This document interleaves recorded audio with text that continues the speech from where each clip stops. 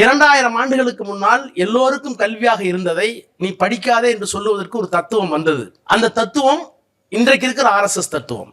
அந்த தத்துவத்திலிருந்து நம்மை மீட்பதற்காகத்தான் இங்கே ஒரு அரசியல் தேவைப்பட்டது. அந்த அரசியல் பெரியார் முன்னெடுத்த அரசியல், அவருக்கு முன்னாலேயே திராவிட தத்துவத்தினுடைய பிதாமகர்கள் முன்னெடுத்த அரசியல். 1901 அன்றைக்கு இருந்த சென்னை மாகாணம் தமிழ்நாடு உள்ளடக்கிய பகுதியில் கல்வி கற்றவர் எஜுகேட்டட் லிட்ரஸி ரேட் 1%. அந்த 1%ல எத்தனை பேர் இருந்திருப்பாங்க, எந்த சாதி இருக்குன்னு உங்களுக்கு தெரியும். அப்படி இருந்த சமூகம் இன்றைக்கு இந்த அளவுக்கு வளர்ந்திருப்பதற்கு காரணம் நம்முடைய முன்னோர்கள் கருத்தியல் ரீதியாக அரசியல் ரீதியாக ஒரு அணியிலே கொண்டு வந்து நம்மை அரசியல் படுத்தினார்கள். அம்பேத்கர் மிக அழகாக சொல்லுவார், there are differences between learned people and intellectual people. எல்லா படிச்சவங்க கிடையாது. இப்போ எங்களெல்லாம் நான் நாடாளுமன்றத்துக்கு போகிற முன்னாடி வழக்கறிஞராக இருந்திருக்கிறேன். லேர்னட் அட்வொகேட்ஸ்பாங்க, மை லேர்னட் ஃப்ரெண்டுபாங்க. ஆர்கியூ பண்ணும்போது கோர்ட்டில் MA BA MA BLன்னு போட்டிருந்தாவே லேர்னட், அவர்கள் கற்றிருக்கிறார்கள், பட்டம் பெற்றிருக்கிறார்கள். ஆனால் அத்தனை பேரும் சிந்தனையாளர்களோ அந்த அறிவை பயன்படுத்துவதோ இருக்க வேண்டிய அவசியம் இல்லை. அஸ்ட்ரானமி படிச்சிருப்பாங்க, எப்படி வருகிறது கிரகணம் என்று படித்திருப்பார்கள்.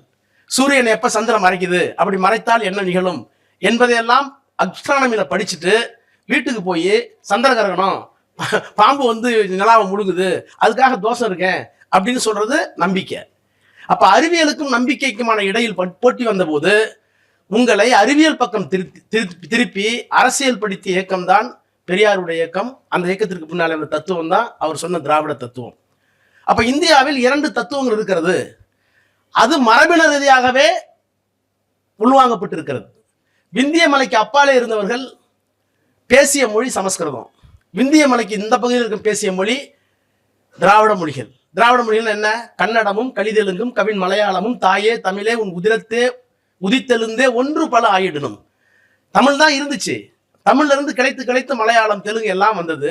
இவையெல்லாம் ஒரு குடும்பத்தினுடைய மொழிகள். விந்திய மலைக்கு அப்பாலே இருந்தவர்கள் சமஸ்கிருதத்தை அடிப்படையாக கொண்ட ஆரிய இனம். அந்த இனத்திற்கென்று இலக்கியம்லாம் இருந்துச்சு.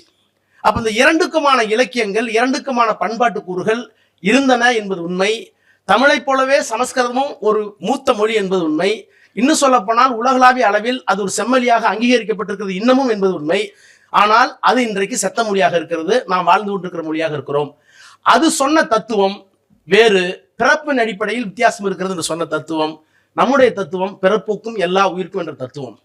ஆக 2000 ஆண்டு காலமாக ஒரு கலாச்சார பண்பாட்டு மோதல் இருந்ததை அரசியல் படுத்தியது பெரியார், அரசியல் படித்தது அண்ணா, அவர்களுக்கு பின்னாலே திராவிட இயக்கங்கள் எல்லாம் வந்தது.